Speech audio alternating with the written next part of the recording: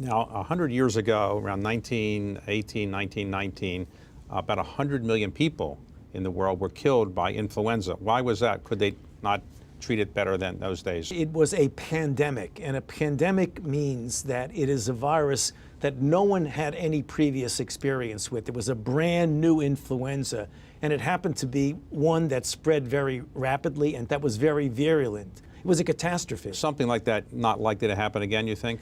Hopefully not as severe as that. Is jumping a species a common thing?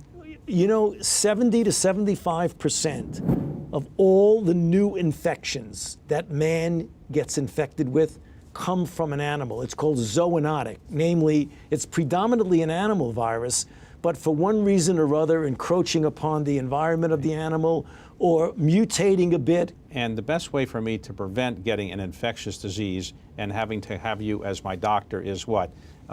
Wearing a mask? No. You avoid all the paranoid aspects and do something positive.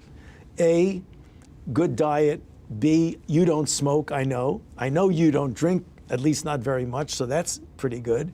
Get some exercise. I know that you don't get as much exercise as you should. That's correct. Get good sleep. I think the normal, low-tech, healthy things are the best thing that you can. You're the leading infectious disease person in the United States, maybe the world. How many times a day do you wash your hands? I would say at least 6, 7, 8, 9 times a day. Vaccines and antibiotics greatly increased the life expectancy because many children died. And when children die, the average life expectancy goes down. There's a lot of confusion among people and misinformation surrounding face masks. Can you discuss that? Right now in the United States, people should not be walking around with masks. You're sure of it? Because people are listening really closely to this. Right now, people should not be walking. There's no reason to be walking around with a mask. When you're in the middle of an outbreak, wearing a mask might make people feel a little bit better, and it might even block a droplet, but it's not providing the perfect protection that people think that it is.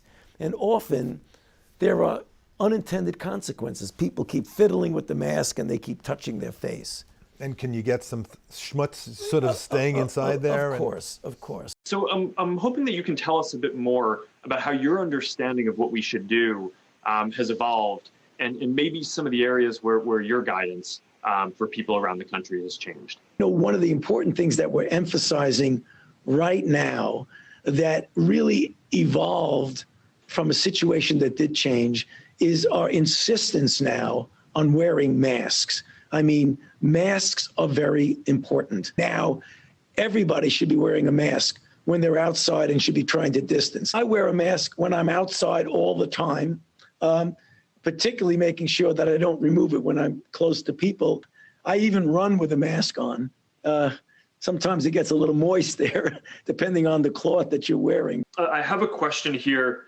Asking if there are any known adverse effects about wearing a mask at all. Not at all, Mark. There has not been any indication that putting a mask on and wearing a mask for a considerable period of time has any deleterious effects. Now, early on, when we were in a situation in which there was a real concern about the lack of personal protective equipment on the part of the health providers who needed it, the recommendation was not to wear a mask because of the shortage of it. Two things happened. One, it became clear that we had enough of the equipment, so there was no shortage. It became clear that cloth coverings that you didn't have to buy in a store, that you could make yourself, were adequate.